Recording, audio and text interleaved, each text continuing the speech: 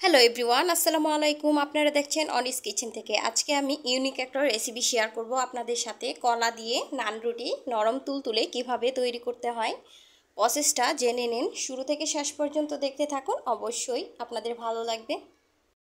দেখতে পেরেছেন আমি বড় সাইজে দুটি কলা নিয়েছি। কলা দুটোকেই আমি ছুলে নিব। আপনারা চাইলে যে কোনো কলা দিয়েই আপনারা তৈরি করে নিতে পারেন। কলা দুটোকে ছুলে নিয়েছি। এরপর কাঁটা চামচের সাহায্যে আমি কলা দুটোকেই পেস্ট করে নিব। আমার জানা মতে কলা দিয়ে নান রুটি আগে কখনো কেউ তৈরি করেনি। আজকে আমি আপনাদের সাথে নতুন একটি টিপস শেয়ার করছি, আপনাদের ভালো লাগবে।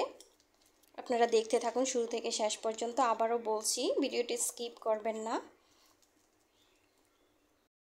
চামচ দিয়ে বেশ কিছুক্ষণ এভাবে করেই ফেটিয়ে নিব, যাতে করে অনেকটা সফট হয়ে যায়। এখানে দানা দানা যেন না থাকে। যেমন তুলতুলে তেমনি সুস্বাদু এই রুটিটা খেতে।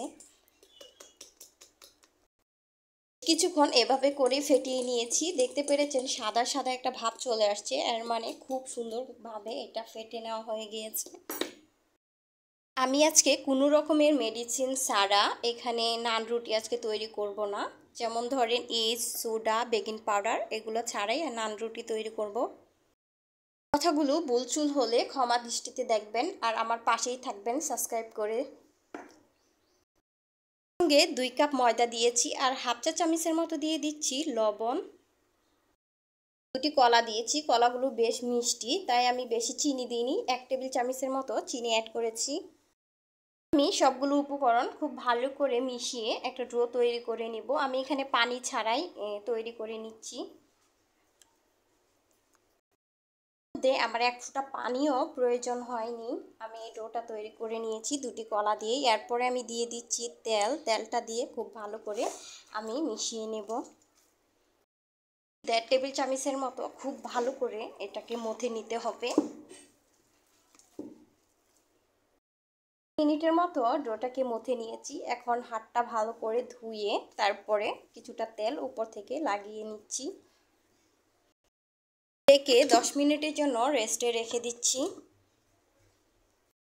এলাম 10 মিনিট পর। 10 মিনিট পর আমার ডোটা অনেকটাই সফট হয়ে গিয়েছে, দেখতেই পাচ্ছেন। এখন খুব ভালো করে আমি আবারও একটু মথে নেব। 1 মিনিটের মতো মথে নিয়েছি। এরপরে আমি ভাগ করে নেব। রুটি তৈরি করব সেই কয়টাই ভাগ করে নিয়েছি। এখন একটা সাইডে রেখে একটা লেচি নিয়ে নিচ্ছি। এর উপরে রেখে আমি ডোলে নিয়ে কিছুটা ময়দা ছিটিয়ে আমি রুটিটা তৈরি করে নিচ্ছি।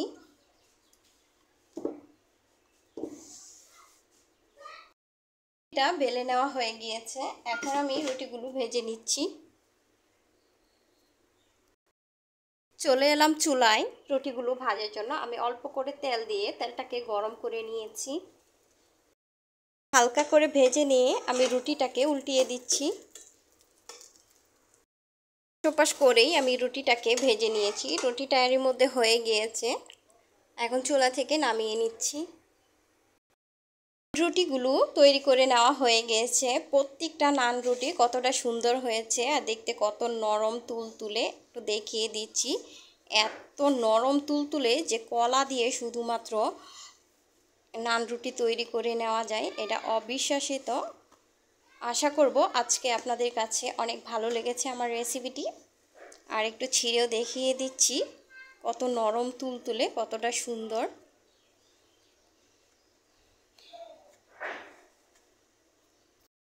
টাও কত সুন্দর। আশা করব রেসিপি ভালো লেগেছে, আর ভালো লাগলে আমার সঙ্গেই থাকবেন। আজকে এখানেই বিদায় নিচ্ছি। সবাই ভালো থাকবেন, সুস্থ থাকবেন। আল্লাহ হাফেজ।